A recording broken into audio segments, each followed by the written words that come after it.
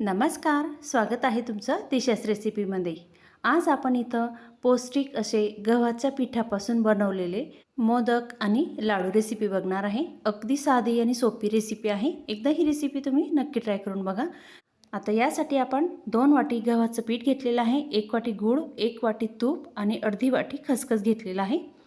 आता हे सर्व आपल्याला भाजून घ्यायचं आहे। त्यासाठी गॅसवर कढई ठेवायची, त्यामध्ये 2 चमचे तूप टाकायचं। नंतर यामध्ये काजू आणि बदाम आपल्याला फ्राय करून घ्यायचे आहे। त्यामध्ये थोडे मनुकासुद्धा टाकायचे। आता काजू बदाम छान गुलाबी होईपर्यंत आपल्याला परतवून घ्यायचे आहे। आणि आता तुम्ही मनुकासुद्धा बघू शकता, मस्त अशा फुललेले आहे। आता हे सर्व छान आपलं फ्राय करून झालं की प्लेटमध्ये काढून घ्यायचं। आणि आता त्याच तुपामध्ये खसखस टाकून घ्यायची आहे। इथं मी अर्धी वाटी खसखस घेतलेली आहे, ती व्यवस्थित परतवून घ्यायची। आणि आता खसखससुद्धा भाजून झालेली आहे। आता ती एका प्लेटमध्ये काढून घ्यायची। नंतर त्याच कढईमध्ये 1 चमचा तूप टाकायचं आणि त्यामध्ये गव्हाचं पीठ टाकून घ्यायचं आहे। आता ही गव्हाचं पीठ आहे ना आपल्याला छान खमंग भाजून घ्यायचं आहे। आता बघा, असं व्यवस्थित हळूवारपणे भाजायचं आणि यामध्ये आहे ना एकदाच तूप टाकू नका, थोडं थोडं तूप टाकायचं, म्हणजे जास्त गुठळ्या होत नाही आणि त्या गाठी मोडायला सुद्धा वेळ लागत नाही। तुम्ही जर एकदाच तूप टाकलं ना तर गुठळे जास्त होतात आणि वेळही लागतो आणि सर्वात महत्त्वाचं म्हणजे पीठ कच्चं राहून जातं।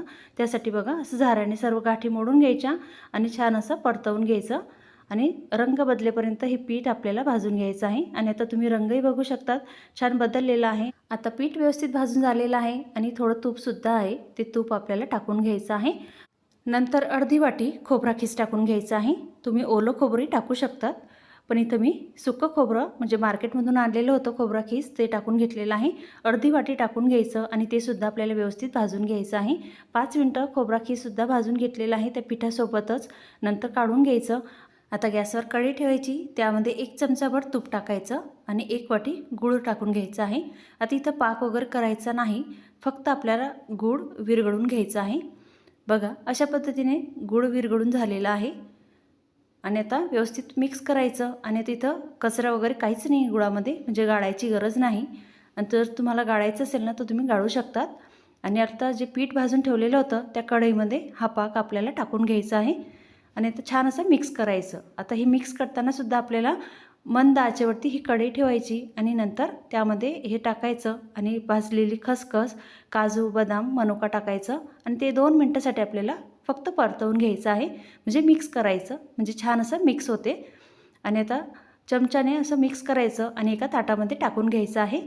आता 5 मिनिटासाठी हे गार होऊ द्यायचं। नंतर ग्लासाने अशा पद्धतीने तुम्ही घासून घ्यायचं, म्हणजे काय होईल ना, हे जे पीठ आपण भाजून ठेवलेलं होतं त्याला छान तूप सुटेल।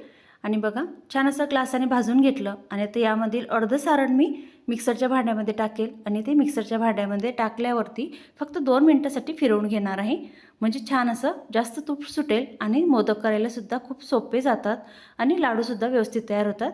बघा, मी करून दाखवते, किती तूप सुटलेलं आहे। आता मोदकचा साचा आहे त्याला थोडंसं तूप लावायचं, अगदी सुरुवातीलाच तूप लावायचं, नंतर लावायची गरज नाही पडत। आता जे भाजलेलं मोदकचं सारण आहे ना, ते व्यवस्थित असं मोदकच्या साच्यामध्ये भरून घ्यायचं आणि छान असे मोदक करून घ्यायचे आहे। आता साच्याला आहे ना तुम्ही पिस्ता वगैरे सुद्धा लावू शकतात, पण इथे ना मी अगदी साधे मोदक केलेले आहे। आणि आता तुम्हाला साचासुद्धा खोलून दाखवते। बघा, किती पटकन आणि असे मोदक तयार झालेले आहे। अगदी साधी आणि सोपी रेसिपी आहे। आता यावेळेस पिस्त्याचे काप ठेवलेले आहे। अशा पद्धतीने साच्यामध्ये पिस्त्याचे काप ठेवायचे आणि सारण भरून घ्यायचं। बघा, अशा पद्धतीने छान प्रेस करायचं आणि मोदकचा आकार देऊन द्यायचा। आता तुमच्याकडे जर साचा नसेल ना तर तुम्ही हाताने सुद्धा छान असं मोदक तयार करून घेऊ शकतात। हाताने सुद्धा अगदी सहज हा मोदक तयार होऊन जातो। नंतर आता लाडूसुद्धा मी तयार करून घेतलेले आहे। आता एका सारणपासून लाडू आणि मोदक दोघंही झालेले आहे। तुम्ही अशा पद्धतीने एकदा ही रेसिपी नक्की ट्राय करून बघा आणि गणपती बाप्पासाठी तर मोदक नक्कीच करा। आणि पौष्टिक असल्यामुळे लहान मुलांसाठी तर खूप चांगले आहे। त्यासाठी तुम्ही ही रेसिपी नक्की ट्राय करून बघा आणि लाडूही बघा, अगदी सहज लाडूसुद्धा तयार झालेले आहे। कशी वाटली ही रेसिपी आवडली असेल तर लाईक, शेअर, सबस्क्राईब करा।